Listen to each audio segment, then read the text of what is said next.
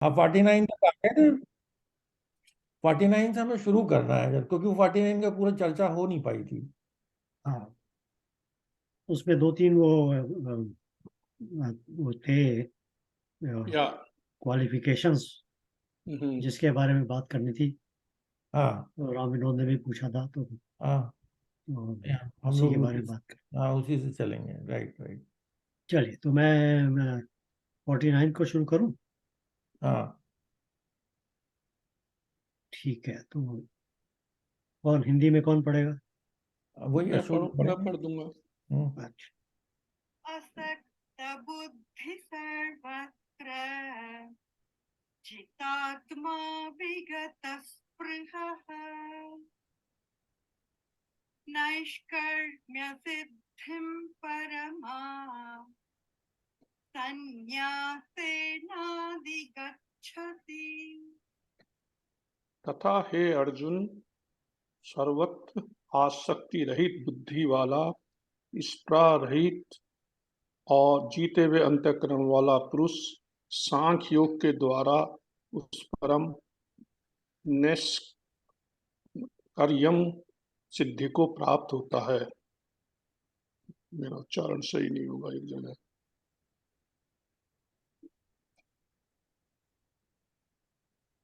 तो इसमें सिद्धिं आगे है इसमें। प्राप्तो यथा ब्रह्म तथाप्नोति निबोध मे समासेनैव कौन्तेय निष्ठा ज्ञानस्य या परा। इसलिए जो ज्ञान योग की प्रानिष्ठा है, उस निष्कर्मीय सिद्धि को जिस प्रकार से प्राप्त होकर मनुष्य भ्रम को प्राप्त होता है, उसी प्रकार हे कुंती पुत्र, तू संक्षेप में ही मुझसे समझ। अब इसमें 3 श्लोक आगे इकट्ठे हैं। या बुद्ध्या विशुद्धया युक्तो धृत्यात्मानं नियम्य च शब्दादीन् विषयान् त्यक्त्वा रागद्वेषौ व्युदस्य च विविक्तसेवी लघ्वाशी यत वाक्कायमानसः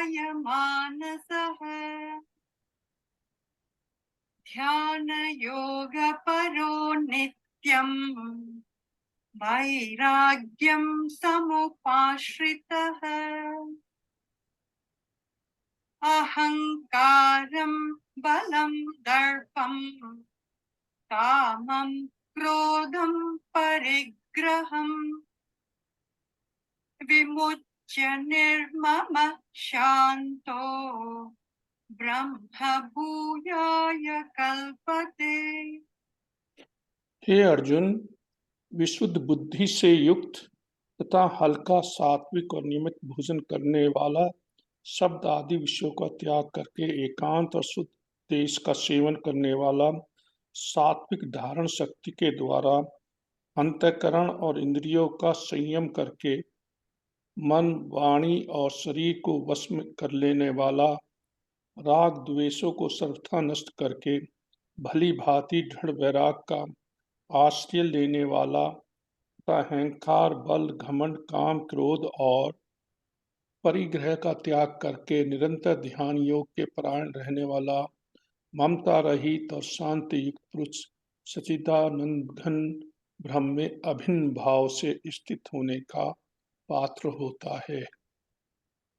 मेरा ख्याल है अभी थोड़ा यहाँ पे पॉज दे देते हैं, क्योंकि काफी हाँ सारी बातें इसमें आ गई हैं। हाँ नहीं मैं भी वही कहने वाला था। अच्छा हुआ। तो बहुत अच्छी बात है। तो 49 से ही शुरू करते हैं, क्योंकि काफी सारी बातें हैं इनमें। जो हम्म एक बातें तो ये सारी पहले की जा चुकी है, बट समराइज की गई है यहाँ पर दोबारा से। हम्म। तो आई थिंक इसका डिस्कशन करना अच्छा रहेगा।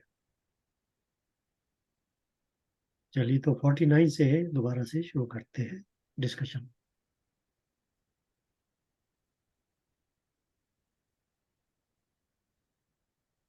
तो यहाँ पर ये जो 49 का लास्ट सेंटेंस जो है, लास्ट स्टेटमेंट जो है, he attains through renunciation, जो perfection है, actionless, self control, free from desire, जैसे पहला वाला जो है, जो इंटेलेक्ट से जो है डिटैच्ड है, तो इससे क्या मतलब हुआ? जो अपनी जो माइंड से ऊपर निकल गया है। असक्त बुद्धि, अब जो पहला आपने बोला वो असक्त बुद्धि की बात कर रहे हैं ना। हम्म।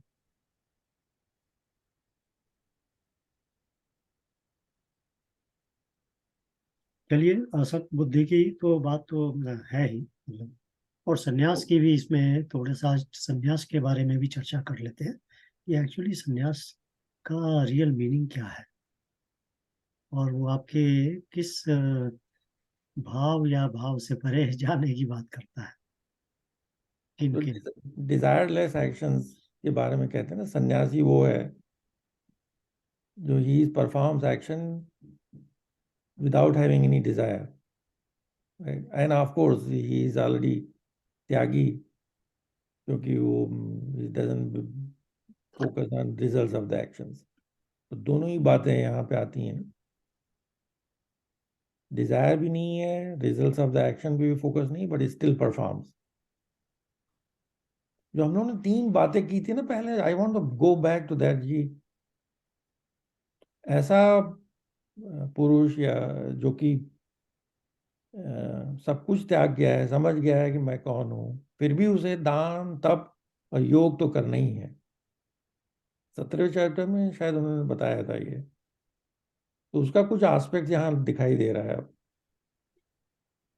अभी वहां पर नहीं आए हैं ये, लेकिन रिनंसिएशन वाली बात जब आ रही है ना कि सन्यासी, Isn't that the that's what been discussing right from the beginning? फल की इच्छा से कर्म नहीं करना है. हाँ वो तो चैप्टर 2 में ही कहा था। Is this any different than what we said before? एक लेवल ऊपर चले गए ना, डिजायरलेस हो गए। Is performing action in the absence of any desire, free from desire, self control, जितात्मा विगत स्प्रिया।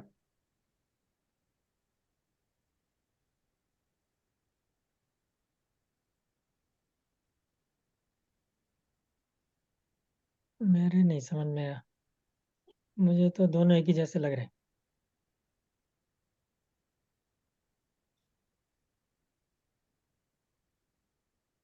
प्रभात जी एक्सप्लेन कीजिए। हाँ भाई, अगर कोई डिजायर नहीं है, एक तो ये है कि रिजल्ट्स ऑफ एक्शन पे फोकस नहीं है, जो कि चैप्टर 2 में शुरू किया था। तो आम आम जो लाइफ है हमारी, जो जिंदगी जीवन, उसके अंदर इसको कनेक्ट कीजिए, फिर उससे एक्सप्लेनेशन दीजिए तो अच्छा लगेगा।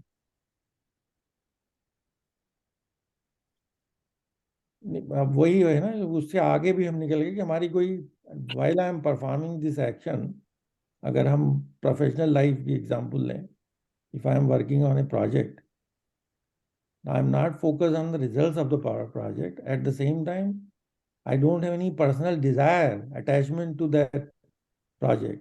I am just performing my action. And my whole energy is focused on preparing what are the project needs. Right? Steps है, हर project को complete करने के कुछ steps होते हैं. So I am just focused on that. मैं तो इस तरह से, वो तो वही बात हुई ना प्रभात जी, आप कर्म कर रहे हो और कर्म जो धर्म आपका बताता है उसके हिसाब से आप कर रहे हो, और फिर आप कर्म करके उसका रिजल्ट जो है वो छोड़ दो, वो ऊपर वाले के हाथ में, वो जो आना है वो आएगा. लेकिन ये सोच के कि रिजल्ट आएगा, आप नहीं नहीं मेरा करते हो. पर्सनल अटैचमेंट भी नहीं है ना उस डिजायर, उस प्रोजेक्ट में। राइट. रिजल्ट्स पे भी फोकस नहीं है, पर्सनल अटैचमेंट, लेकिन मुझे वो परफॉर्म करना है because this is the requirement. धर्म है मेरा, मैं अपना धर्म निभा रहा हाँ, नहीं नहीं, बाय द वे, अभी कल ही परसों की बात है, मैं वहां से लौटा, फ्लोरिडा में था मैं, तो बहुत ही बड़े बड़े लोग थे वहां पे, क्लाइंट का CIO आया, उसके VP सारे आए, और मैं अकेला था वहां टू डिफेंड आवर प्रोजेक्ट। तो this thought was always in my mind, but मैं सुबह 6 बजे उठ के I was fully prepared again and I was going through all the steps required. ये रियल एग्जाम्पल मैं दे रहा हूँ। And then the results आए उसके, right? We got to the next step. लेकिन वहां पे मेरा दिमाग नहीं था। मेरा दिमाग था कि कस्टमर जो भी क्वेश्चन पूछेगा, am I prepared to answer? Technical हो, नॉन टेक्निकल हो, बिजनेस ओरिएंटेड हो, and they were asking that. So this is the way I explain. इसमें बाकी और लोग भी अपना कंट्रीब्यूशन कर रहे हैं। अशोक जी, मेरी तो समझ में नहीं, समझ में तो आ रहा है, पर इसमें 3-4 वर्ड है, उनको मेरी उसने उसको वैसे ही कर दिया है। हिंदी की तो मेरी डिक्शनरी नहीं है। मैं पहला तो मैं असक्त बुद्धि को आसक्ति रहित बुद्धि वाला, इसमें मुझको दिक्कत हो रही है। और एक जो लास्ट वर्ड है नैष्कर्मीय सिद्धि। No, I understand what Sanjeev is saying. I think that जो सेकंड वाला है वो तो सब जगह लागू है, बट वो सिंप्लिसिटी है वहाँ। इसमें जो क्या कर दिया है गया है कि इसमें और सब चीजें जोड़ दी गई। दिस इज मोर वो वाली, मतलब आई डोंट मीन कि वो सांख्य योग में का है, मैं सेकंड चैप्टर की, बट वो जो कर्मयोग, कर्म का फल की बात छोड़ी गई है वहाँ। वो बॉटम तो वही है एक्चुअली, बट वो सिंप्लिसिटी में लगता है in comparison to that here. मेरे वाले में मैं पढ़ता हूँ तो देखिए क्या आपको मीनिंग सी समझ आती है। इंग्लिश में है, पर आई थिंक इज अप्रोप्रिएट।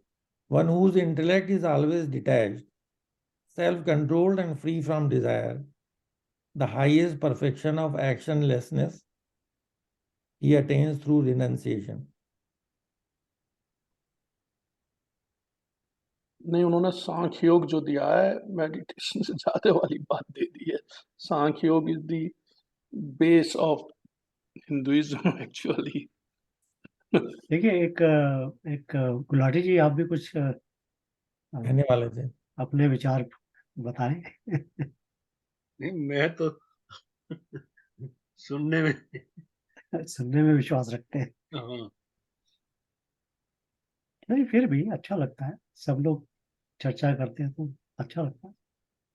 नहीं, जैसे जो पहले सेंटेंस में कह रहे हैं ना, वो आसक्त असक्त बुद्धि सर्वत्र, मतलब वो अपने इंटेलेक्ट से बियॉन्ड है। वो इज आप दैट्स ऐसे व्हाई।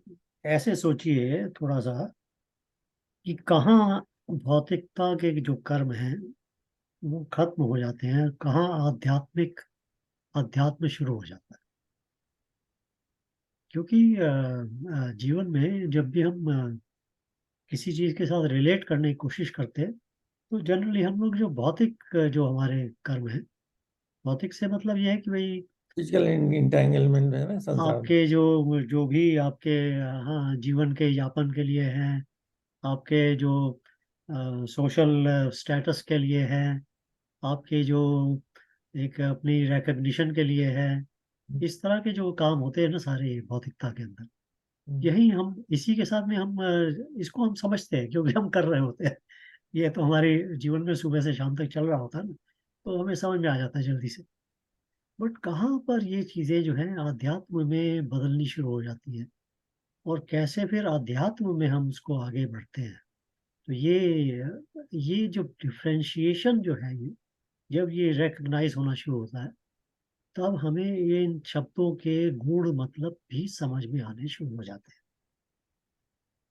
तो फोकस इस तरह से करिए कि चलिए तो आप भौतिक कर्मों से ही, मगर कहाँ भौतिक कर्म को आध्यात्मिक कर्म के अंदर तब्दील हो जाना है, चेंज हो जाना है, मुझे तो उसको दो शब्द याद आते समझ हैं लीजिए। उसके बारे में, हर्ष। हाँ जी, एक तो अहम हाँ और जी। एक वहम। तो अहम अगर निकल गया हमारे दिल से तो फिर हम मतलब अध्यात्म की तरफ बढ़ने लगे, और वहम जो डाउट है वो भी चला गया, हु एम आई, जैसे इसके बारे में नॉलेज हो गई ना, हु एम आई, वो डाउट चला गया, अहम निकल गया, तो अब धीरे धीरे जो हम स्पिरिचुअलिज्म के मार्ग पे चलने शुरू हो गए। अभी वननेस में नहीं पहुंचे, वननेस के उससे पहले भी नहीं पहुंचे, लेकिन जो अपना जो मन है उधर लग गया अब। तो मैं तो इस हिसाब से डिफरेंशिएट करता हूँ। हाँ ठीक है, बहुत अच्छी बात है। हम्म, तो जैसे अभी आप एक नॉर्मल आप काम करते हैं ना, आप जीवन के अंदर जो भी काम करते हैं, तो एक एक उसका एक साइकोलॉजिकल ट्रुथ है, उसके पीछे एक फैक्ट है। हम्म, वो ये है कि जब आप काम कर रहे हैं और अगर आप उसके फल की तरफ फोकस करते हैं, तो आपके काम को करने की एफिशिएंसी ड्रॉप हो जाती है। करेक्ट, क्योंकि चिंताएं जुड़ जाती ना उसके साथ, हाँ, क्या हुआ, तो रिजल्ट आया नहीं इसलिए आया। इसलिए जब एफिशिएंट वर्क जब हम करने की बात करते हैं इवन लाइफ के अंदर भी, तो हम कहते हैं कि भाई आप अभी जब आपने काम शुरू किया तो आपके माइंड में था कि ऑब्जेक्टिव क्या है, गोल क्या है, सब आपके माइंड में था। उसके हिसाब से आपने एक एक काम को जो प्लान किया कि भाई मैं हाँ, ये काम ऐसे करना शुरू कार्यशाली करूंगा, बना ली, हाँ। ये स्टेप्स बनाऊंगा, जो भी है वो भी कर लिया आपने। अब आप काम करने लगे। जब आप काम करने लगे, तो अब आपको अगर हर मिनट पे यही सोचते रहेंगे कि इसका रिजल्ट वो वाला आएगा कि नहीं आएगा, तो आपकी एफिशिएंसी कम हो जाती है। तो नॉर्मली हम लोग ये नॉर्मल लाइफ के अंदर भी एक रेकमेंड करते हैं कि भाई focus on the process, continue doing the process, the result will come on its own. मतलब प्रोसेस में जो कर्म करने हैं उसके, आप उस कर्म को करते चले जाएं, तो जो उसका फल है वो अपने आप ही आएगा। क्योंकि वो फल कहीं जाने वाला है नहीं, आने ही वाला है। तो जैसे ही आप प्रोसेस के ऊपर फोकस करते हैं, प्रोसेस को ट्रस्ट करते हैं, कहते हैं trust the process. Trust the process का वो मतलब यही है कि जो कर्म है उसके लिए लगा हुआ, उसको आप ट्रस्ट कीजिए कि इसको करते जाना है। तो जैसे अगर आप ये करना शुरू हो जाते हैं, तो आपकी ट्रेनिंग शुरू हो जाती है कि आपके जो कर्म के फल हैं उससे आपकी आसक्ति कम होनी शुरू हो जाती है, और आपकी आसक्ति प्रोसेस यानी कर्म के अंदर बढ़नी शुरू हो जाती है। तो कर्म फल की जगह फोकस आपका पहले कर्म की तरफ आता है। ये तो होता है नॉर्मल हमारा। कहते हैं कि जो भी व्यक्ति इस तरह से जीवन में कर्म कर पाता है, उसको जीवन में सफलता रुक नहीं सकती उसकी। उसको उसको उसका कर्म का फल मिलना ही मिलना है, उसकी सफलता आनी ही आनी है। तो इसी इसी के कारण से वो जो साइंटिस्ट हैं, जो आपने सुना होगा कि भाई उसने 500 बार वो एक्सपेरिमेंट किया और उसके बाद में जाके उसको सक्सेस मिली। हम्म, तो वो जो 500 बार का एक्सपेरिमेंट है, वो फल के ऊपर फोकस करने से नहीं हो सकता। वो कर्म के ऊपर फोकस करने से ही हो सकता है। यानी एक कर्म किया, जो भी फल आया उसको फल की तरह से नहीं देखा, उसका फीडबैक की तरह से देखा। उसका कि क्या फीडबैक है, इसमें अब मुझे क्या इम्प्रूव करना है। तो प्रोसेस के अंदर ही वो कंटिन्यू करता चला जाता है। तो जो इस तरह का जो माइंड होता है, इस तरह की जो ट्रेनिंग हो जाती है जब माइंड की, तो वो ऑटोमेटिकली कर्म के फल से थोड़ा थोड़ा डिटैच होना शुरू हो जाता है। बट ये भौतिकता के अंदर है। उसका फल अभी भी जब भी शुरू किया उसने काम को, तो किसी न किसी ऑब्जेक्टिव के साथ शुरू किया कि भाई मुझे ये पाना है। अब दूसरी चीज वो क्या है कि अगर ऐसा व्यक्ति है, और वैसे जनरली ऐसे व्यक्ति के अगर वो 500 बार एक्सपेरिमेंट करने वाला है ना, तो उसके अंदर से अहम काफी खत्म हो चुका होता है। हम्म, क्योंकि वो ये रिजल्ट को जो जो अनुकूल रिजल्ट अगर नहीं आता उसका, तो उससे वो उदास नहीं हो जाता। उससे उसको डिप्रेशन नहीं हो जाता कि भाई अनुकूल नहीं आया। तो जनरली उसका जो अहम होता है वो जनरली उसका ऑटोमेटिकली उसमें कम होना शुरू हो जाता है। तो ये प्रोसेस के ऊपर फोकस करने का एडवांटेज ये भी है कि आपका अहम जो है वो धीरे धीरे कम होना शुरू। क्योंकि जनरली क्या है, अहम नजर कब आता है, जब हम रिएक्शन करते हैं ना, जब तब हमारा अहम नजर आता है। तो खासकर अगर हम कर्म के फल की बात कर रहे हैं, तो जैसे ही अनुकूल फल नहीं आता, इमीडिएटली जो हमारा रिएक्शन होता है, जो इमोशनल रिएक्शन होता है, वो हमारे अहम को शो करता है। इससे मेजर कि भाई आपका अहम जो है वो कितना है। तो जितना आप उसमें मान लीजिए, हम लोग कई बार करते हैं हम लोग कि कई बार हम डिप्रेस हो जाते हैं, कई बार हम क्रोधित हो जाते हैं। है ना। कई बार हमें वो मेंटल जो है वो टायर्ड हो जाते हैं, हमें वो छोड़ के भागने का दिल करने लगता है कि अरे क्या फायदा है इसको करने का, ऐसा हो जाते हैं, फ्यूटिलिटी के अंदर चले जाते हैं। ये सारे के सारे जो रिजल्ट हैं ये उस अहम के हैं। तो इसका मतलब अहम है, मगर अगर आप इसको चेंज कर लें और ऐसा एक्सपेरिमेंटल टाइप के एक प्रोसेस को ट्रस्ट करते हुए आप अपने आप को कंटिन्यूअसली इम्प्रूव करते हुए या प्रोसेस को इम्प्रूव करते हुए चले, प्रोसेस इम्प्रूव करते हैं ना तो अपना इम्प्रूवमेंट ऑटोमेटिकली होता है सब। तो जब वो हम करते हैं तो चलते हैं तो धीरे धीरे हमारा अहम भी अपने आप कम होना शुरू हो जाता है। ये कुछ ये ऑटोमेटिक रिजल्ट्स हैं इसके, बाई प्रोडक्ट्स हैं इसके। तो प्रोसेस के ऊपर जितना करते हैं उतना अहम कम होता है। तो पहली स्टेज तो ये जीवन के अंदर हम लोग करते हैं, और जीवन के अंदर मतलब करते नहीं है, बट ऐसा ऐसा हमको एडवाइस किया जाता है कि आप इस तरह से करें तो आपका जीवन जो है वो मधुर और सफल आपको नजर आना शुरू होगा। और सेकंड एडवांटेज उसका जो है वो आध्यात्मिक की तरफ आपको ले जाता है, क्योंकि आपका अहम भी ऑटोमेटिकली इसमें कम होना शुरू हो जाता है। तो ये तो हो गई बात, ये जीवन से शुरू। अब कहाँ पर ये आध्यात्म में जाने वाला है? तो भगवान कह रहे हैं कि भाई पहली चीज तो आपको फल की तरफ, फल के साथ में जो आपका अटैचमेंट है उस अटैचमेंट को आपको तोड़ना है। मतलब भगवान ने एक जगह ये भी बोला ना, योगा कर्म सुकौशलम, कर्म को कौशलता के साथ करने को योग बोलते हैं। तो उसकी कुशलता जो है उसका भी एक, उसके पीछे क्या क्या भाव है वो देखने पड़ेंगे। But just to give you an idea कि भगवान इस बात को बोल चुके हैं कि योग कर्म सुकौशलम, कर्म को सुकौशल कुशलता से करना। कुशलता से करने का मतलब ये है कि आप कर्म फल की तरफ ध्यान ना देके कर्म के प्रोसेस की तरफ ध्यान देते हैं कि मैं इस कर्म को, इस प्रोसेस को जो कर रहा हूँ वो मैं अपनी पूरी स्किल के साथ में, पूरी, दो शब्द भी भगवान ने बीच में यूज किए हैं, मैं आपको फिर से याद करा रहा हूँ, एक तत्परता और एक मतपरता।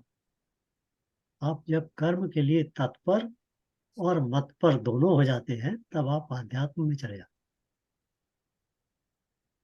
तो तत्परता, तो कुशलता के अंदर तत्परता भी है, यानी जिसको हम मॉडर्न लैंग्वेज में बोलते हैं बड़ी आप काम जो एंथुजियाज्म के साथ करते हैं। तो ऐसे नहीं करते कि भाई ये काम करना पड़ रहा है मेरे सिर पे आ गया तो कर लूँ। तो जो कुशलता है उस कुशलता के अंदर ये दो तीन चीजें जुड़ी जाती है, तत्परता उसमें जुड़ जाती है। कर्म के फल से ज्यादा कर्म के प्रोसेस के ऊपर ध्यान शुरू हो जाता है। उस कुशलता में आपका कर्म जो है वो एक योग की तरह से कन्वर्ट होना शुरू हो जाता है। और योग से कन्वर्ट होने का मतलब क्या है कि आपका एक इवोल्यूशन, आपकी मेंटल इवॉल्वमेंट शुरू हो जाती है, इवोल्यूशन शुरू हो जाती है। इवोल्यूशन से क्या मतलब है? ये इवोल्यूशन से मतलब है जैसे जैसे आपका अहम कम होता चला जाता है आपका माइंड जो है वो इवॉल्व होना शुरू हो जाता है। कहते हैं कि जो आदमी अपने आप में बंधा रहता है वो एक बहुत छोटा पैकेज बनाता है, और जो आदमी अपने आप से निकल जाता है उसका पैकेज बहुत बड़ा हो जाता है। उसकी उसकी जो अवेयरनेस है, उसकी जो जो रीच है उसकी, वो बहुत बड़ी हो जाती है। तो ये पहला उसका वो होता है कि योगा कर्म सुकौशलम। तो प्रोसेस के अंदर सेकंड स्टेप के अंदर आए, ये मतलब इस पहले स्टेप के अंदर ही आपको कर्म के फल से आसक्ति कम होनी शुरू हो जाती है। धीरे धीरे ट्रेन होने से आपका मन जो है उस प्रोसेस यानी कर्म को करने में इतना ज्यादा वो निपुण हो जाता है कि फिर उसके बाद में उसको उसके फल की आवश्यकता नहीं रह जाती, क्योंकि अब उसका एक कंटिन्यूअस प्रोसेस होता है। अब वो 500 बार एक्सपेरिमेंट करने के लिए तैयार हो जाता है। 500 बार एक्सपेरिमेंट करना is not easy, it's not easy, trust me. 5 बार 6 बार करके आप छोड़ देंगे कि ये नहीं हो सकता। तो वो जो है वो तभी आएगा कि जब वो आपका जो मन है वो कर्म के ऊपर फोकस होना शुरू हो जाता है। बट अभी भी क्या हुआ है कि आपका गोल तो बना के चले थे आप, ऑब्जेक्टिव भी था। और कई बार ऐसा भी होता है कि आपको ये भी आपको लगता है कि ये कर्म मैं कर रहा हूँ, चाहे आपका अहम कम हो गया है, बट ये भाव कहीं ना कहीं बीच में जुड़ा रह जाता है, मैं कर रहा हूँ।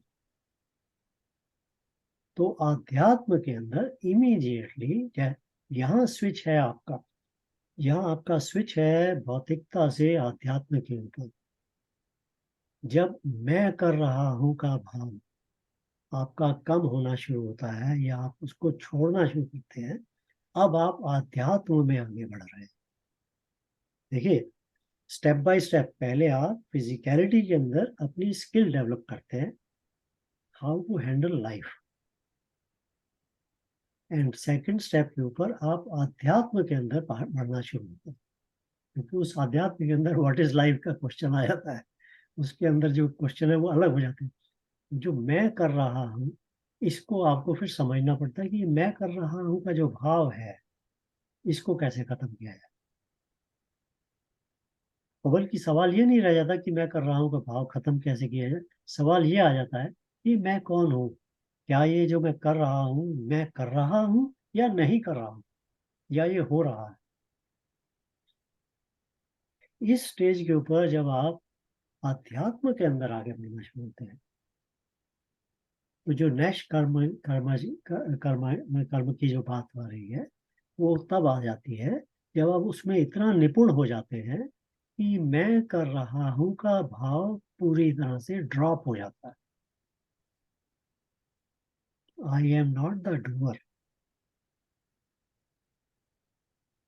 थिंग्स आर वही वही बात नहीं है जैसे I am not the owner of action, somebody else is performing. I am not the owner of the action in the sense I am not the doer.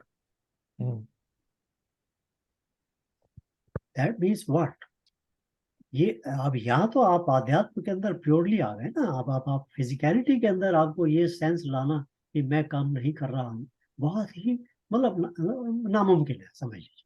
मैं ये असंभव का काम कह बोल सकता हूँ। भौतिकता के अंदर मैं कर नहीं रहा, मैं ओनर नहीं हूँ, मैं करता नहीं हूँ, ये कहना असंभव है।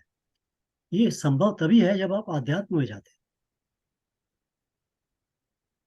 अध्यात्म के अंदर आप इस बात तक पहुंच सकते हैं कि मैं कर रहा हूं का भाव इज इग्नोरेंस।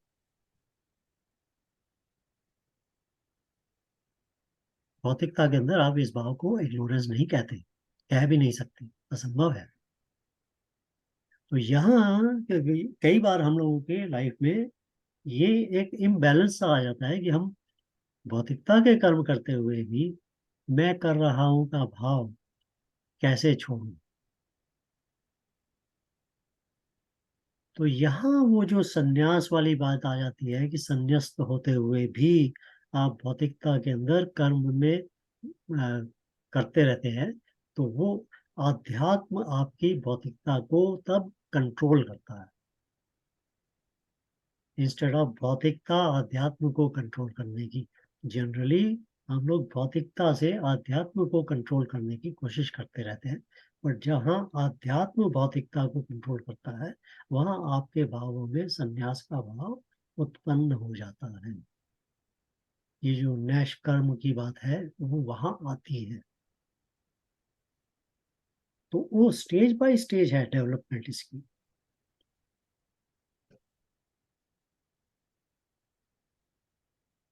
तो ये सारी बातें डिटेल में हम लोग कहीं ना कहीं डिफरेंट थ्रेड के अंदर हमने ये सारी बातें पहले भगवान ने भगवत गीता में ही बताई हुई है, बट यहाँ आके फिर से उनको कंबाइन करके फिर से बता रहे हैं कि भाई आपको रिमाइंडर की तरह से कि दीज आर द फैक्टर्स। क्योंकि पहले जब अध्यात्म की अगर हम बात कर रहे थे तो शायद इतना समझ में नहीं आता था कि अध्यात्म का मतलब क्या है। अब जैसे जैसे हम लोग इतने सारे चैप्टर पढ़े, इतनी सारे डिस्कशन हुए, तो अभी यही बात जो है उसका मीनिंग डिफरेंट तरीके से समझ में आता है, और उसका मीनिंग एक एक क्लैरिटी के साथ समझ में आता है, इसका मतलब है क्या। इसलिए भगवान उसको रिपीट करते हैं आपको याद करवाने के लिए कि now you look at this same word, but now you should be able to get the right meaning at this time.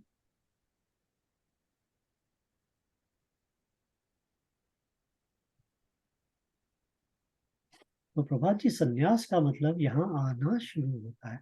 It's no मोर एक क्वेश्चन ऑफ अंडरस्टैंडिंग कि क्या संन्यास है. It is a question of living कि क्या संन्यास है. So यहाँ भगवान अभी is no more talking about understanding. His focus is not on understanding anymore. His focus is on living. Living with that भाव. हाँ, लिविंग दैट नैष्कर्म, लिविंग दैट संन्यास. Now his focus has gone totally on the अध्यात्म.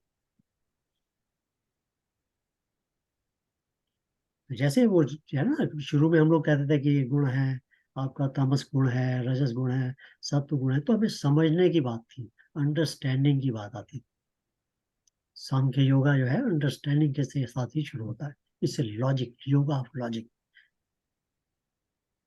मगर अब यहाँ आते आते भगवान भी एक्सपेक्ट कर रहे होंगे शायद अर्जुन से कि भाई अब ये मैं आई am not talking about understanding, I am talking about living this truth, adopting this truth in your life.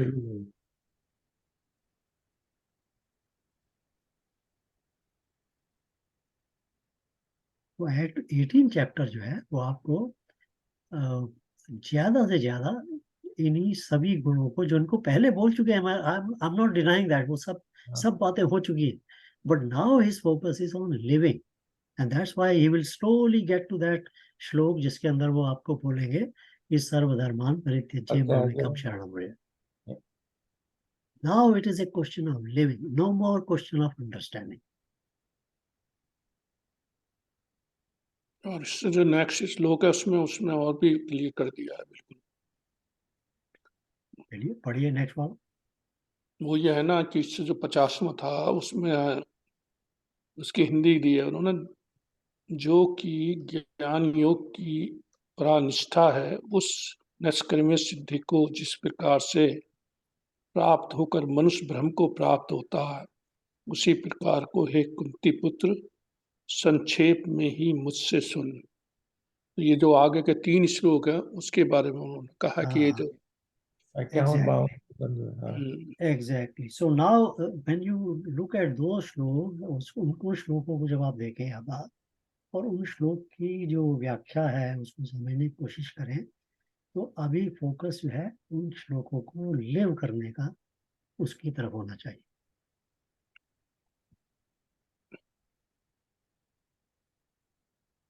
Srivastava ji आपके विचार क्या हैं?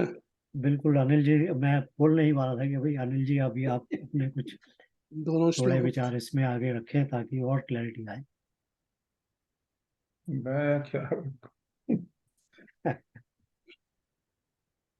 मैं इसको इस ढंग से देखता हूँ कि कोई भी कर्म जो आदमी करता है उसका जो स्रोत है वो मन होता है. कोई भी कर्म, मतलब एक वेदों का ये मंत्र है ईश्वर उसमें यजुर्वेद में, जिसमें वो कहते हैं कि यत् प्रज्ञानमुत धेतो धृष्ट यत् ज्योतिरंतर्मृतम प्रजासु यस्मान न ऋते किंचन कर्म क्रियते तन्मे मनः शुभ संकल्पमस्तु. मतलब यस्मान न ऋते किंचन कर्म क्रियते, मतलब लेश मात्र भी जो कर्म है जिसके बिना नहीं हो सकता, ऐसा जो मेरा मन है वो शुभ संकल्पों वाला हो. तो यहां से बहुत क्लियरली वेद कहते हैं कि जो मन है that is the ultimate source of action. अब मन आता कहां से? मन आता है आपकी वृत्तियों से, जिसको कि गीता में अगर आप जाएगी तो हम पहले भी एक बार बोल चुका हूं कि उन्होंने कहा है कि नहीं कश्चित क्षणमपि जातु तिष्ठति अकर्मकृत कार्यते ही अवशः कर्मः सर्वैः प्रकृति जैः गुणैः. नहीं कश्चित क्षणमपि, एक क्षण के लिए भी कोई जातु तिष्ठतु अकर्मकृत. जातु में ज मीन्स होता है उत्पन्न होना, प्रकट होना, मैनिफेस्ट होना. जिसने भी जीवन धारण किया है, मतलब जो मैनिफेस्ट हो गया है फिजिकल फॉर्म में, वो बिना कर्म किए हुए एक क्षण भी रह नहीं सकता. अब इसको अगर आप ज्यादा एनालिसिस करेंगे तो आप लगेगा कि जो मैनिफेस्टेशन हुआ उसका कारण भी हमारी डिजायर्स होती हैं. Desire means to do action, take the fruits, accumulate it over yourself, continue multiply it, millions of desires, millions of actions, millions of fruits, and then you are multiplying it, and then you become like a lump of lot of fruits of actions over you coming from your desire. तो उससे आप जातु बनते हो, मतलब आप उत्पन्न हो जाते हो, मैनिफेस्ट होते हो फिजिकल फॉर्म में। और इसलिए क्योंकि आप आ गए तो इसके अंदर अब कितनी होंगी वृत्तियां, असंख्य वृत्तियां होती हैं अंदर, जिसको कहते हैं हम लोग स्फुल्लिंग की तरह प्रकट होती हैं, वहां से कर्म होता है। तो इसलिए वहां पे कृष्ण ने साफ साफ कह दिया कि यस्मान नरिते किंचन कर्म क्रियते। वो यहां आया और वहां उन्होंने कह दिया कि न, कि जिसने भी जन्म लिया है वो एक पल भी बिना कर्म किए हुए नहीं रह सकता। ये 100% गारंटीड एक प्रूफ है साइंटिफिक। और वो होता क्यों? क्योंकि जितने भी कर्म हैं सब सर्वैः प्रकृति जैः गुणैः, ये सब जो है प्रकृति से के गुणों से उत्पन्न होते हैं। जैः मीन्स उत्पन्न होना, गुणैः प्रकृति, प्रकृति के गुणों से उत्पन्न होते हैं, मीन्स सत रज तम, इन तीनों के द्वारा उत्पन्न होते हैं। अब आप देखिए वो स्थिति जिसकी यहाँ बात की कि सांख्यिक योग के द्वारा वो परम नैष्कर्म सिद्धि को प्राप्त होता है। नैष्कर्म सिद्धि का मतलब ये है कि अब आप मन की बात नहीं कर रहे हो, वहां कर्म है ही नहीं, नैष्कर्म एक ऐसी अवस्था जहां पर कि कर्म का मन अपना कार्य करेगा, कर्म तो होंगे ही क्योंकि मन है और आपका लंप आपके साथ जुड़ा हुआ है। जैसे आपने बताया कि आप मान लिया फ्लोरिडा गए, मीटिंग हुई, ये सब तो चलेगा ही, इसको आप रोक नहीं सकते। जो आपके साथ में लगा हुआ है, जो आपके संस्कार हैं, जो आपने रास्ता चुना है अपने जीवन का, वो सब चलता रहेगा।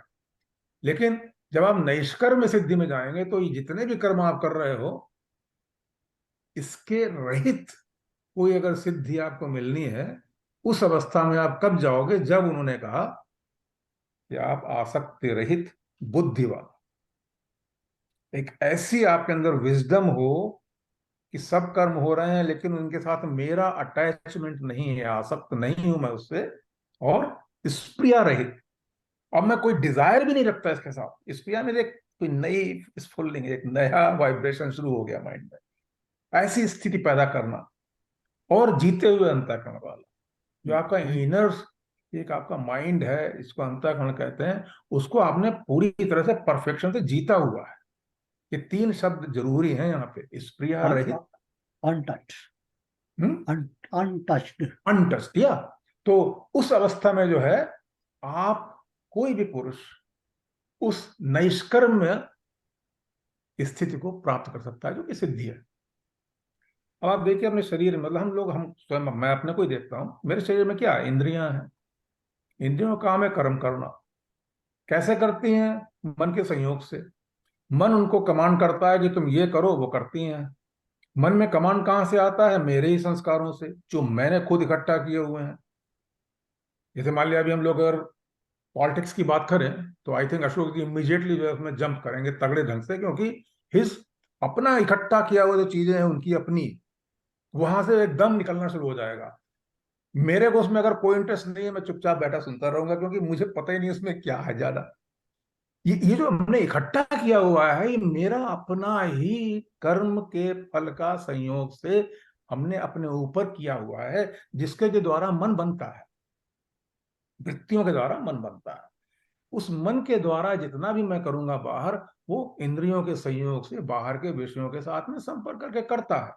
और आप इसमें देखिए, सारा इन ज्ञान में यही है कि इन तीनों, इसका जो आधार है वो वही तीन गुण है, सत रज तम। रज क्रिया कराएगा, सत और रज का संयोग जो है अच्छे कार्य करा देगा, रज और तम का जो संयोग है वो आपको बुरे कार्य कराएगा, बुरे विचार पैदा करेगा, अच्छे विचार पैदा करेगा। ये सब सत रज तम का ही योग है। यहां पर भी कृष्ण यही कहते हैं कि कैसे इसके ऊपर निकल जाए, क्योंकि नैष्कर्म जो है ना, नैष्कर्म सिद्धि, आपको पता है एक जगह उन्होंने कहा है कि जो कर्मों का जो अंत है वो कहाँ होता है? आप बताना, गीता में यही तो है कि आपको एक चीज को समझना पड़ेगा कहाँ क्या दिया हुआ है। कर्मों का जो अंत है वो ज्ञान है। सर्वम कर्माखिलम पार्थ ज्ञाने परिसमाप्यते। एक भी कर्म नहीं छूटा। सर्वम कर्म अखिलम पार्थ, जितने भी कर्म आप करते हो इसका जो अंत है परिसमाप्यते ज्ञाने, ज्ञान में जाके समाप्त हो जाते हैं। इसीलिए कर्म का जो अंत है वो ज्ञान, मतलब आप इंद्रियों से कार्य करोगे, वो मन के अंदर जाएंगे और मन के द्वारा बुद्धि में आपके अंदर बैठ जाते हैं जाकर के, and that becomes your thing, now you become your स्वभाव। उससे आप जो है आगे का कार्य करते हो। ये जो क्रम है ये सत्व रजो तमो गुण का चलता रहता है, ये संसार चलेगा। संसार जो है इसी को हम कुरुक्षेत्र कहते हैं, यही मेरा कर्म क्षेत्र है। इसका अंत कहाँ है? ज्ञानम। अगर आप पढ़िए कहीं उन्होंने कहा कि ज्ञान जो है वो मेरा स्वरूप है, वो कहते किसने कहा, और किसने अपने विषय में जो कहा है बहुत क्लियरली, वो क्या कहा था? अगर आपको याद हो ना क्या कहा था? तो मैं एक जगह तो उन्होंने ये कहा ना कि even though I am not the doer of ना ना, एक्शन, उन्होंने कहा था न मे पार्थास्ति कर्तव्यम त्रिषु लोकेषु किंचन। इन तीनों लोकों में हे पार्थ मेरे लिए कोई कर्तव्य नहीं है। न मे पार्थास्ति कर्तव्यम त्रिषु लोकेषु किंचन नानवाप्तम अवाप्तव्यम वर्त एव च कर्म। और ऐसा भी कुछ नहीं है कि कोई प्राप्त करने की मेरे अंदर वो हो और मुझे प्राप्त ना हो, लेकिन फिर भी मैं कर्म कर रहा हूं, काम कर रहा हूं, I am still engage in this. या तो वर्त एव च कर्मणि का मतलब ये कि जो सतरजतम ये तीन गुण है, ये अपना कार्य करेंगे और करते रहेंगे। आज नहीं, अनादिकाल से कर रहे हैं, अनादिकाल तक करेंगे। उनके संयोग के साथ में अगर मैंने अपने अंदर संभूतः एक जीव की तरह अपनी उत्पत्ति की है मनुष्य फॉर्म में इस समय, जो कि किसी भी योनि में हो सकती है, तो उसमें इन ज्ञान के द्वारा ये कहा जा रहा है कि देखो भाई, इंद्रियां और मन तो ये कार्य करते रहेंगे। अब आपको वहां से कैसे आगे निकला जाए, क्योंकि ये कार्य उन्होंने बहुत क्लियरली कह दिया कि तुम ये नहीं हो, है ना। देही नित्यम अवध्यो अयम देहे सर्वस्व भारत, तुम देही हो, देह नहीं हो। अगर तुम देही हो तो उसको कैसे जाना जाए, कैसे वहां अनुभव किया जाए, तो उसके लिए वो मार्ग बता रहे हैं। क्योंकि आम आदमी जो है इस जीवन में सारा जीवन ऐसे गुजर जाता है, आत्मा की बात भी कर लेता है लेकिन वो नहीं जानना चाहता ये है क्या भाई। वो मन से ही उस आत्मा को भी समझ लेता है, वो अपने ढंग से समझ लेता है, लेकिन उसके उस यथार्थ स्वरूप को नहीं जानता, नहीं अनुभव करता, कुछ नहीं जानता, zero. I am telling you, एक ऐसा तत्व जिसके विषय में आप कुछ भी कह नहीं सकते, जो भी आप कहोगे वो है नहीं। जिस तरीके से आपको इंस्ट्रूमेंट दिए गए उनकी ये शक्ति नहीं है कि वो उसके जो आधार रूप है उसका कुछ भी बता सकें। उसको अगर आप यहां पर बताने का प्रयास करते हो तो वो कुछ ना कुछ रह ही जाता है। वेद मतलब बताते बताते लास्ट में नहीं थी करके चले गए। नहीं थी, इतना ही नहीं, इतना ही नहीं, कुछ और है। तो एक ऐसे तत्व को समझने के लिए आदमी को दो ही कार्य हो सकते हैं कि जो संभूत जिससे वो जीव बना है, मीन्स मनुष्य रूप में आया, किसी और योनि में आया, उसके जो कारण थे, जो डिजायर थे, पहले उनको समझ ले कि भाई यहां से मैं ऐसा हो गया, तो उसके द्वारा, उनके ही द्वारा, जैसे मैं हमेशा कहता हूं, जैसे आज शरीर में पैजामे में नाड़ा बांधना भी एक कर्म है, नाड़ा खोलना भी एक कर्म है, दोनों कर्म है। लेकिन एक कर्म आपको बांधता है, एक कर्म आपको मुक्ति दिलाता है। तो इसीलिए कहते हैं ना, मन एव मनुष्याणाम कारणम बंध मोक्ष। आपको बंधन के लिए और मोक्ष के लिए ये मन ही एक गांठ है, यही एक वो चीज है जिसको कि आपको खेल खेलना है इस दुनिया में।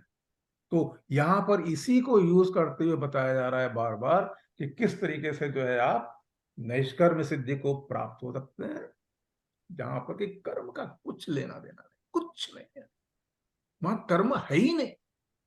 जहां कर्म आया वहां पर मन आया, जहां मन आया वहां सतरजतम ये तीन गुण आ गए। लेकिन जब आप इसके नैष्कर्म्य होते हो तो वहां पर एक अलग सत्ता है, इसी को तत्व कहा गया है। वहां पर वेदों में तत्व है, जिसको कि यहां पर इन्होंने कहा कि तत्ववित्त महाबाहो गुण कर्म विभाग यो गुणा गुणेशु वर्तन्त इति मत्वा न सज्जते। जो तत्ववेत्ता होते हैं हे महाबाहो, वो इन गुणों को और इनके द्वारा कर्म के विभाग को जानते हैं। जितने भी कर्म होते हैं उनको जानते हैं, उनके गुणों के आधार पे उनके कर्म के विभाग को जानते हैं। गुणा गुणेषु वर्तन्त, और गुण गुण में वर्त रहे हैं, इति मत्वा न सज्जते। इसको जानते हुए वो उसके अंदर अपने को नहीं जोड़ते। क्रियाएं होंगी, कर्म होंगे, मन अपना कार्य करेगा, लेकिन आप मन नहीं हो। मन आपको एक इंस्ट्रूमेंट दिया गया है, ये जड़ तत्व है। आप स्वयं में तो चेतन हो ना। उस चेतन को समझने का प्रयास करना ही हमारा ये सारा संविधान, योग, जो भी आप कह लीजिए, वेद, इन सब का जो अंत है वो यही है कि अपने को जानो, दाओ अपने आप को जानो।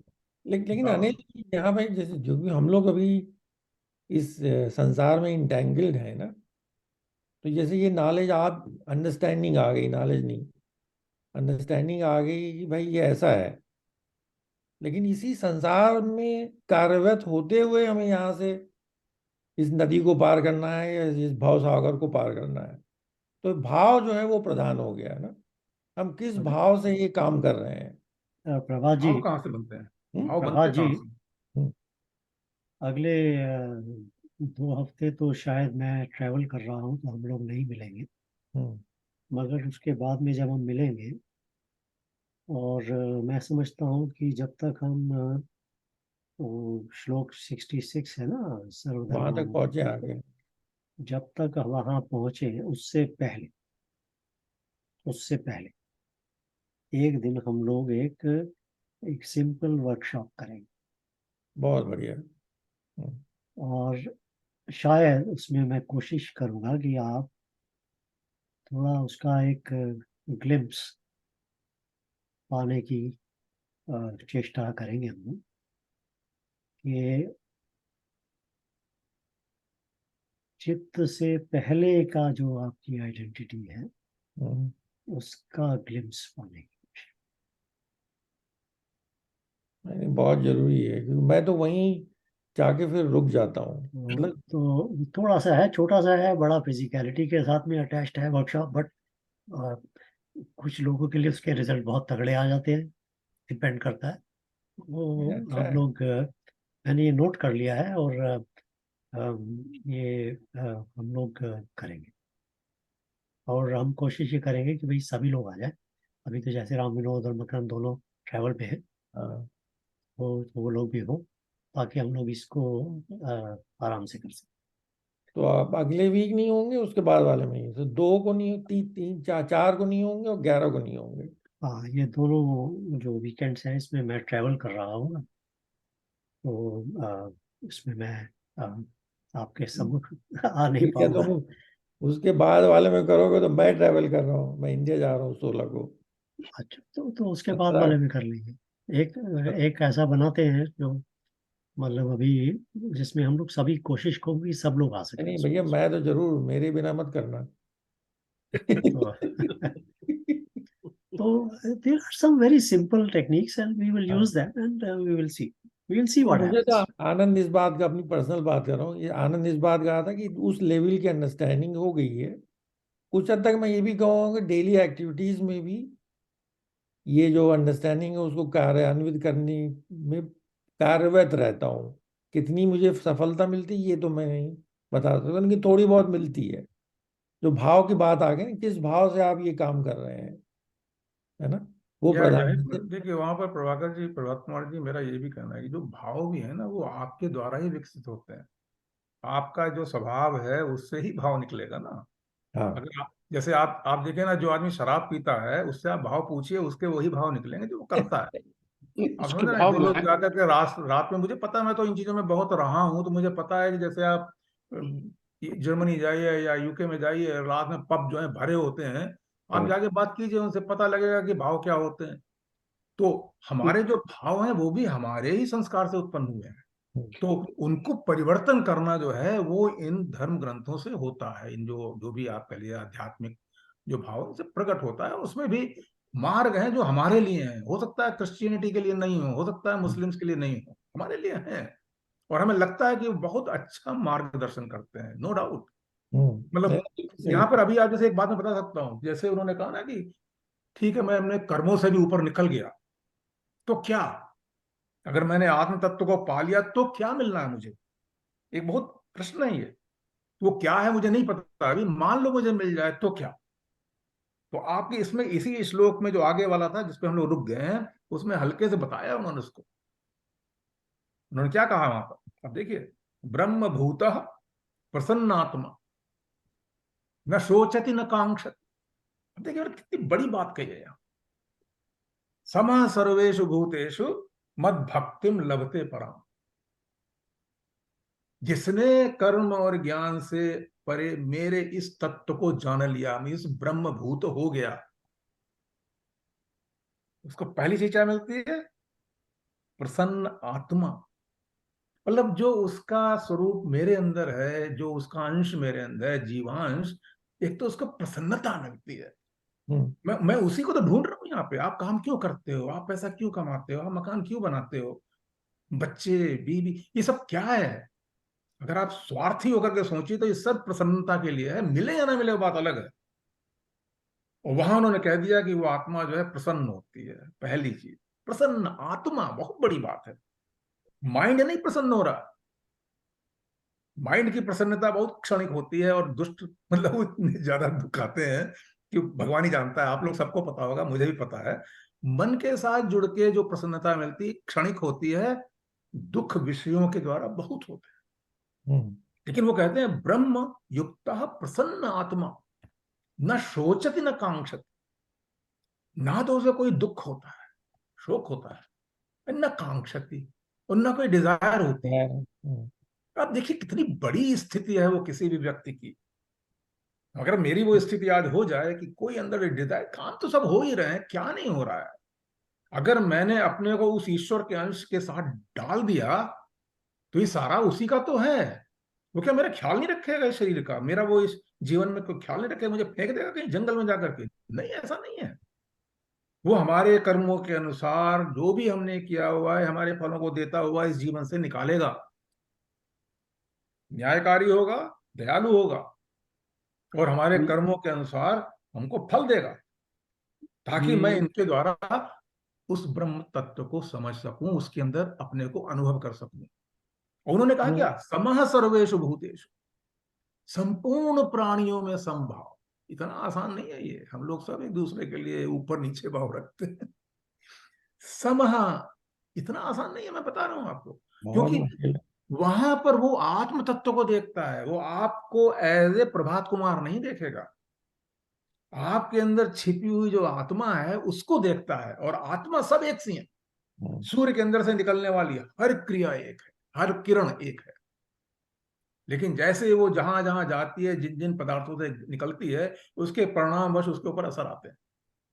लेकिन जब वो शुद्ध आत्मा बन जाता है, ब्रह्मभूत, तो वो सबके अंदर देखता है। ईश्वर में दिया हुआ है, यस्तु सर्वाणि भूतानि आत्मन्येवानुपश्यति सर्वभूतेषु आत्मानं ततो न विजुगुप्सते। दिया हुआ है ईशोपनिषद में। सबके अंदर वो संभाव देखता है। और क्या करता है? मद भक्ति ही लभते पराम। अनंत गुणों अनंत शक्तियों से युक्त परम ब्रह्म को भक्त जो है भक्ति के द्वारा उसके अंदर मतलब गोते लगाना है। कहते हैं every moment is there, full of happiness, full of joy, आनंदम। अनंत स्रोत के अंदर आप बैठे हुए हो, जहां किसी चीज की कमी नहीं, सब पूर्ण है, सब पूर्ण है। आप सोचिए ऐसी अवस्था में अगर पहुंच जाते हैं तो ये कर्म कितने तुच्छ हैं, ये ज्ञान भी तुच्छ है। लेकिन इन दोनों का सहारा लेकर के वहां तक पहुंचने का मार्ग भगवान कृष्ण अर्जुन को दे रहे हैं। और बाद में कहते हैं ये सारे धर्म वर्म छोड़ो, जो आपने बताया लास्ट वाला जो है, सब धर्मान परित्यज्य, वहां पर बहुत बाद में गए। पहले सारे धर्मों को समझाया है उन्होंने। तुम ये कर्म करो, ये कर्म नहीं करो, तुम ये ज्ञान को लो, ये ज्ञान मेरा ही स्वरूप है, इसके द्वारा आगे बढ़ो, योगी बनो, तस्माद योगी भव अर्जुन। उस अवस्था में जाकर के अब तुम जाकर के ब्रह्मभूत हो जाओ, तुम मेरी शरण में आ जाओ बस। तो इस तरीके से मैं संक्षेप में ही आपको बता रहा हूं, लेकिन एक एक क्रिया में आदमी का जीवन गुजर जाता है, ये मुझे पता है। मैं खुद उस मार्ग पर हूं तो मुझे पता है कि क्या क्या होता है, क्या क्या आता है, अच्छा बुरा सब कुछ आता है। लेकिन अगर आपकी ताकत इतनी तगड़ी है अंदर कि आप ब्रह्म के साथ अपने को कहें मुझे वो तो नहीं छोड़ना, चाहे दुनिया छूट जाए, आप देखिए कितना बढ़िया आनंद आता है। फिर सुख दुख आएंगे, आने दो। एक चीज आ जाती है Prabhat ji, I think I should mention it and warn you. ये सभी जो भाव की जो हम बात कर रहे हैं ना, ये भाव जो है ये खत्म हो जाते हैं। इट इज नो भाव लेफ्ट। वो स्टेज जो है वो it is beyond happiness, beyond भाव। ऑल दिस भाव and all this things they don't, वो बहुत छोटे हो जाते हैं, क्षीण हो जाते लेवल हैं, पे बहुत बहुत बहुत कम हो जाते हैं, खत्म हो जाता है, उसकी वैल्यू नहीं रह जाती। हाँ, वहां तक पहुंचने के रास्ते में आपको भाव जरूर मिलते हैं, अच्छे भी मिलते हैं, प्रसन्नता भी मिलती है, सुख भी मिलते हैं, वो सब बात अलग है। बट वहां पहुंच के मतलब वो क्या है, उसको बोलते हैं कि वो कहते हैं happiness is what over emphasized in life. आध्यात्म की उस स्टेज के ऊपर happiness is, it will sound funny to you कि भाई वो है। हैप्पीनेस, हैप्पीनेस की बात हो रही है, it will sound funny.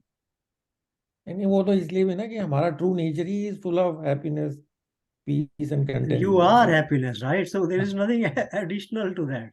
There is nothing right. additional. There is, you are one. So there is no additional. There is no separation. There is no up and down. There is no chota bada. You are the one.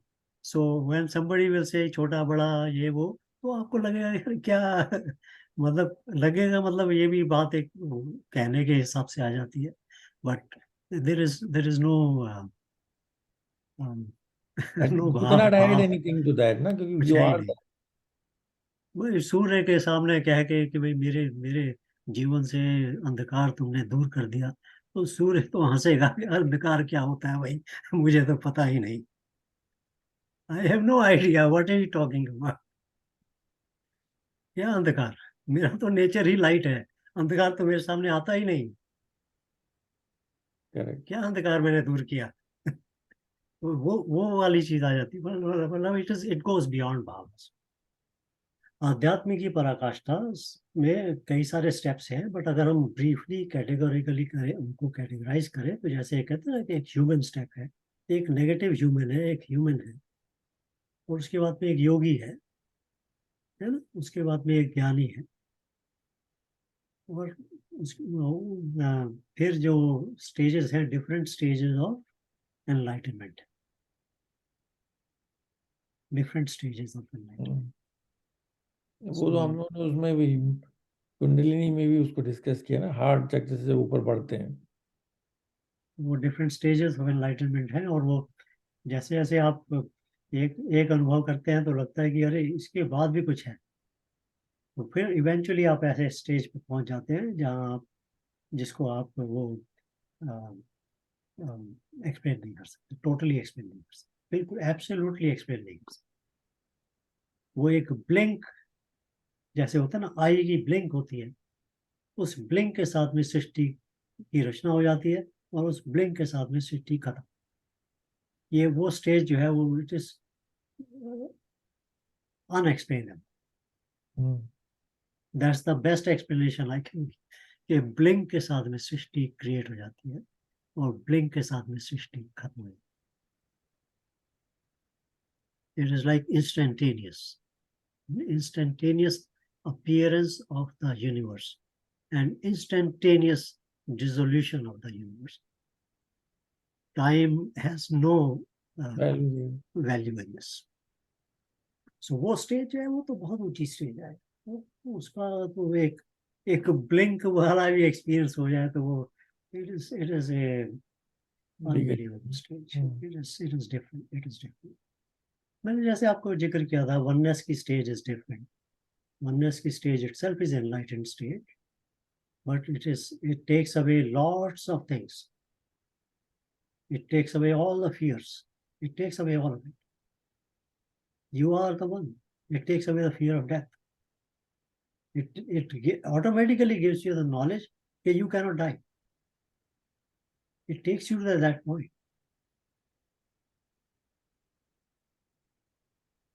So, but even then, it is not the ultimate state. It is still not the ultimate state, because इसके अंदर भी you are कालबद्ध, you are still bound by time. So then the next stage has to come, जिसके अंदर आप काल को भी परे छोड़ें. So that stage is another stage of enlightenment. And the time becomes a fleeting tool in your hands. You can appear in any time and disappear from any time. It is like that kind of experience. So this is another stage of enlightenment. Enlightenment, as told mostly in the books, is not just, they have not explained it well. Enlightenment does not mean just one stage. It is multiple stages, and they are all stages of different, in terms of language, different achievements or experiences. It's very different. But before that, before you get to that, you need to go to that stage of from yogi to jnani.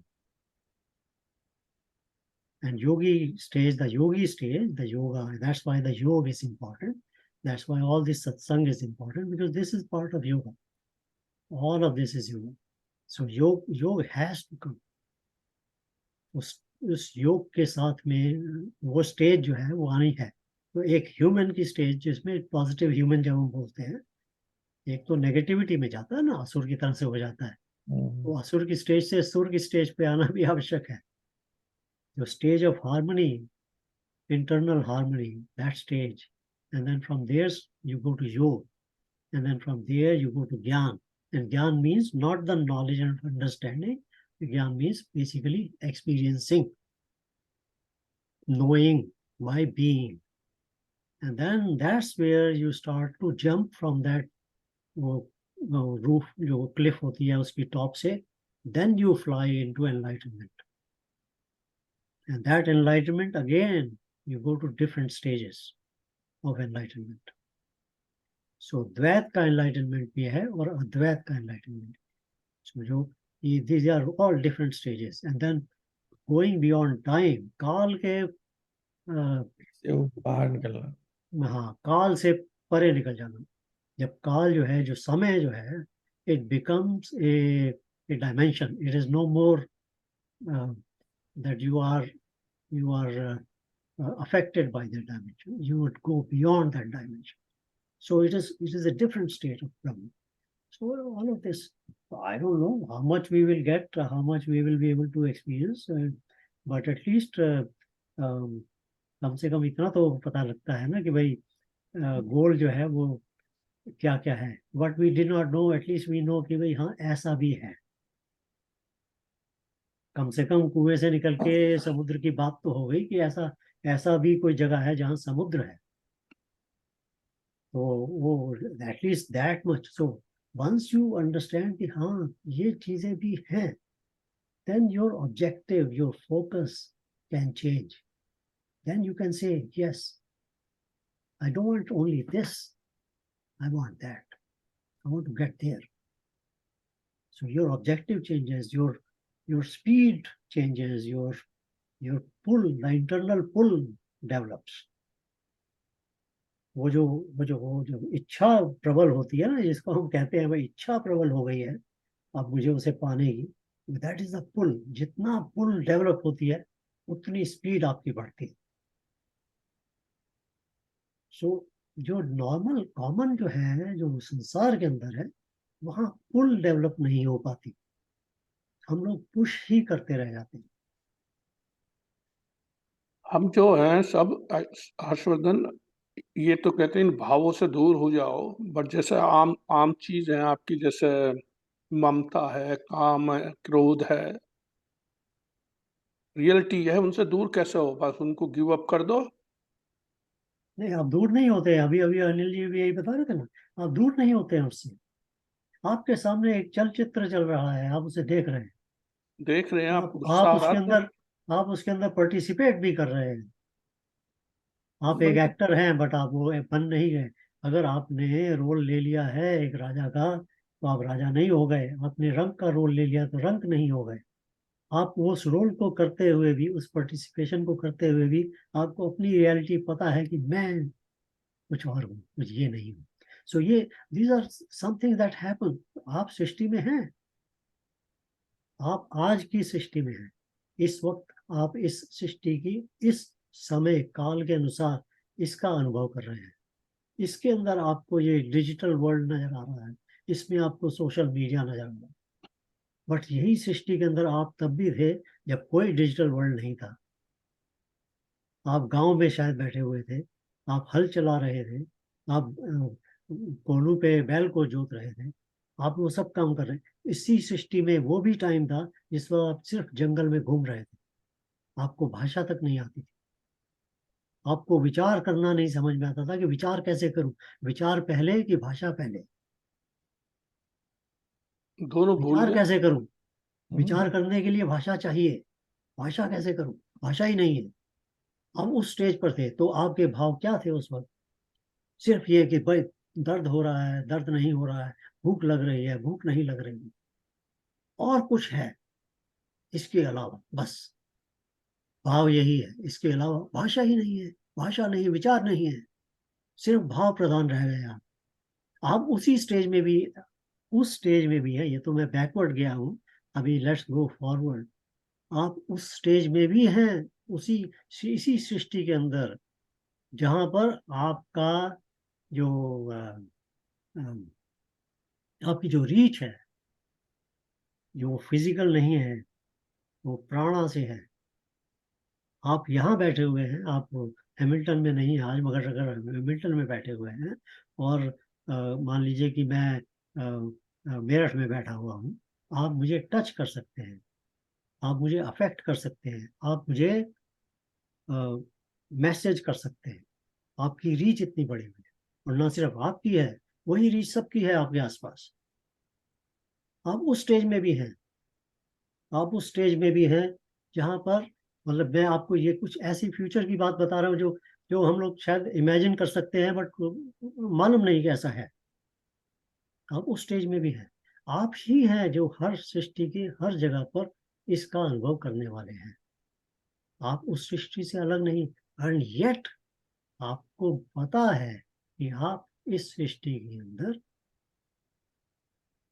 आपका रूप ये सृष्टि नहीं है, आपका रूप कुछ और, आपको फिर भी पता है इस हर सृष्टि के अंदर चलचित्र की तरह से एक वो चला जा रहा है, और आप उसमें एक्टिंग भी कर रहे हैं, एंड येट आपको मालूम है कि आपका असल रूप जो है वो कुछ और है। So that sense that will come, that has to come. So it is only, क्योंकि संसार के अंदर जो जिनको कहना चाहिए कि सांसारिक ज्ञानी जो है, वो माया। आपको गोल जो है बहुत छोटे छोटे बताता है, वो आपको ऑब्जेक्टिव्स बहुत छोटे छोटे बताता है, क्योंकि उसको उतना मालूम है तो उतना बता देता है। मगर जब हम, इसीलिए ये जो हमारे शास्त्रों में, इसीलिए हम कहते हैं कि ये जो शास्त्र हैं ये प्रकट हुए हैं, ये लिखे नहीं गए, आप तो खुद बोलते हैं, क्योंकि वो जब ज्ञान जब सामने आ जाता है, और अगर आप उस ज्ञान के अंदर पूरी तरह से समझ लीजिए कि डूब जाते हैं उसमें, तो आपको अपने ये जो छोटे छोटे गोल हैं, छोटे छोटे ऑब्जेक्टिव हैं, इनसे परे की चीज नजर आनी शुरू होती है, तब आपका ऑब्जेक्टिव ज्यादा बनता है। और वो जैसे ही आपको नेक्स्ट ऑब्जेक्टिव नजर आता है, पुल बनती है। ये एक सृष्टि का नियम है।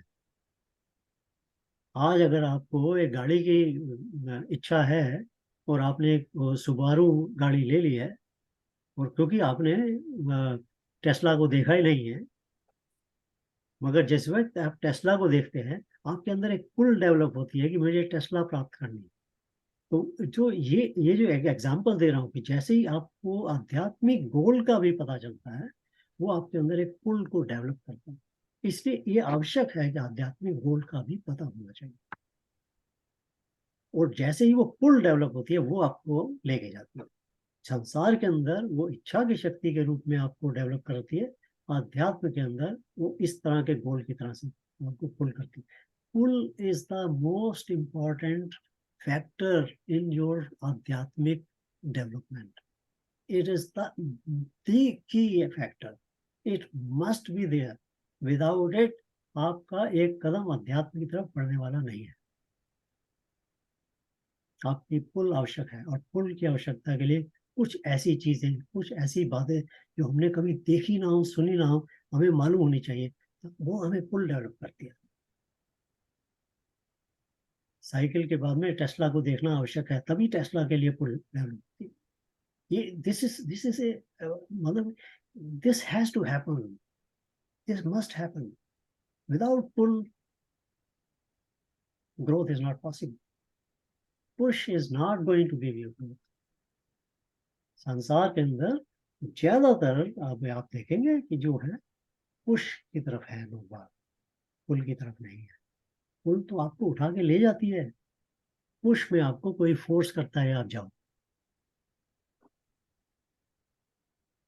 पुल जो है वो कहती है मैं कुछ भी कर रहा हूँ छोड़ दूंगा और उधर जाऊंगा। ये पुल जो है इवेंचुअली डेवलप करती है आपको, जिसको हम कहते हैं इंस्पायर्ड एक्शन, इंग्लिश में बोलते हैं उसको। वो आध्यात्मिक वो एक्शन होते हैं जो अध्यात्म की तरफ से कहीं से प्रकट होते हैं आपके मन में, और आप उठ के दौड़ पड़ते हो, एक योगी की तरह से, एक ज्ञानी की तरह से। कोई इच्छा की उतना नहीं होती, वो आपकी एक प्रकट होता है आपके अंदर और वो आपको दौड़ाता है।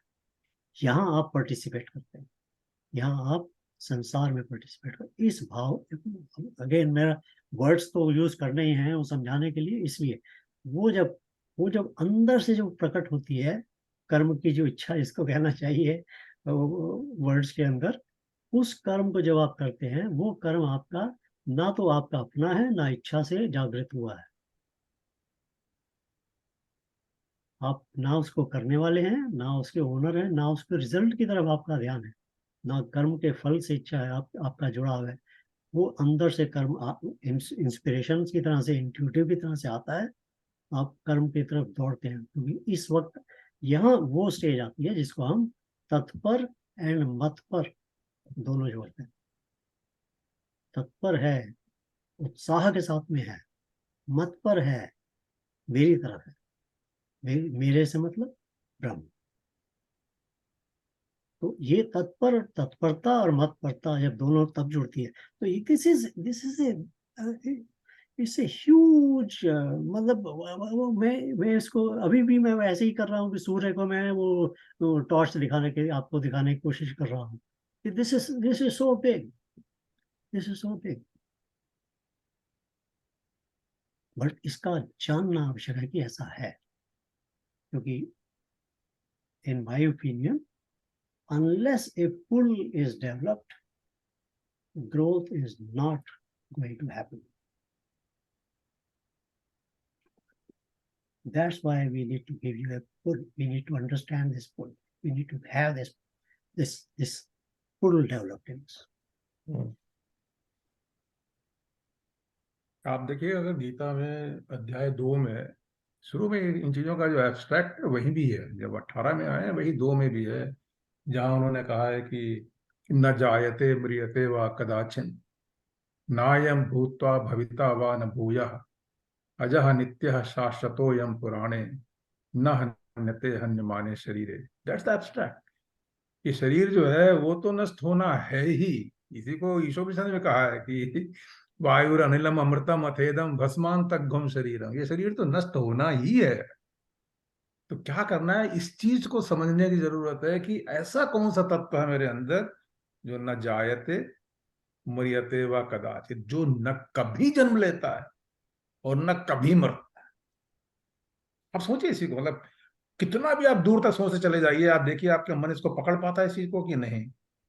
और फिर नायम भूत्वा भविता व न भूया, पाश्चात्य काल, वर्तमान और भविष्य तीनों में ऐसा नहीं कि वो कभी होगा या हुआ था या अब आगे होने वाला है या अब है बस।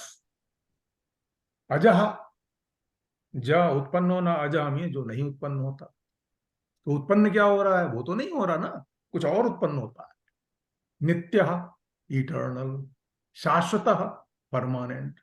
इटर्नल एंड परमानेंट, नित्य, शाश्वत, अयम पुराणे, और ये पुराण है, प्राचीन।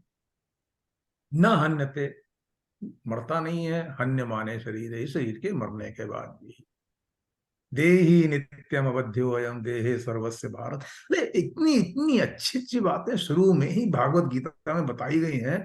उसके बाद में धीरे धीरे उन्होंने खोल के आपको लाए हैं कर्म योगा, ज्ञान योगा, भक्ति योगा, मेरी शरण आदि आदि। लेकिन सार सबका यही है कि उस तत्व को समझो जो कभी जन्म नहीं लेता, जो नहीं मरता, जो एक अलग तत्व है, जो मैं स्वयं हूं। अब ये जो शब्द है इसको समझाने के लिए कहा जाता है, लेकिन उसका अनुभव आपको ही करना होगा। मैं नहीं कर सकता आपके लिए। मैं अपने लिए कर सकता हूं और करता हूं, लेकिन आपके लिए मैं नहीं कर सकता। और उसके लिए जो मार्ग है वो प्रशस्त किया जाता है इन ग्रंथों के द्वारा। भाई तुम यहाँ पे हो, तुम्हारा भाव है, उन भावों को कैसे सुंदर करो, कैसे सात्विक हो जाओ, वो सत्व के आधार पे आगे बढ़ो और देखो वहां क्या है। इसको समझाने का प्रयास जो है वो इन ग्रंथों के अंदर होता है, और तरह तरह से होता है। तो जिसके जो भाव होते हैं उनके आधार पे वो आगे बढ़ता हुआ इस शरीर में रहता हुआ ही उस तत्व को समझ लेगा जो इटर्नल है।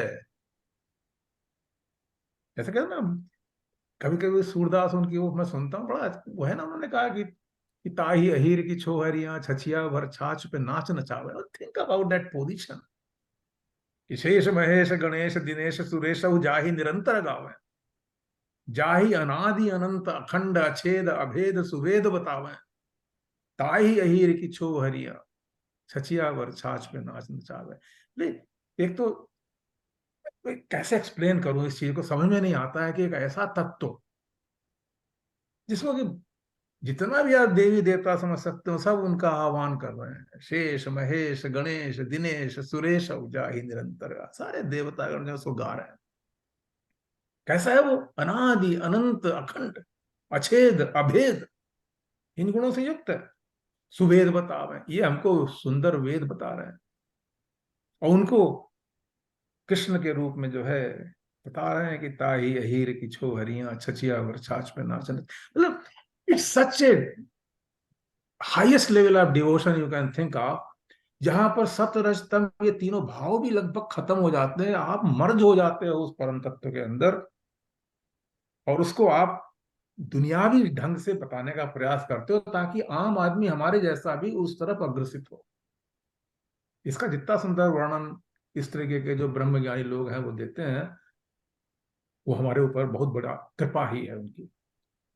मैं तो सभी को देखता हूँ, चाहे कबीर हो, चाहे सूरदास हो, चाहे रविदास जी हो, कोई भी मैं देखता हूँ उनके अंदर क्या क्या चीजें वो लोग ला करके रखते हैं।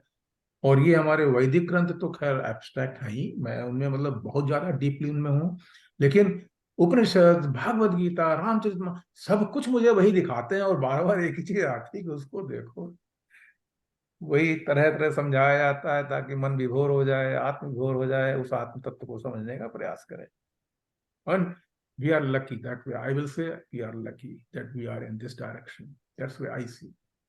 आगे हरी इच्छा। Very true. स्टॉप होता हूँ यहाँ। चलो रिकॉर्डिंग रोको भाई साहब, हर्ष जी। अच्छा जी। टाइम भी हो गया।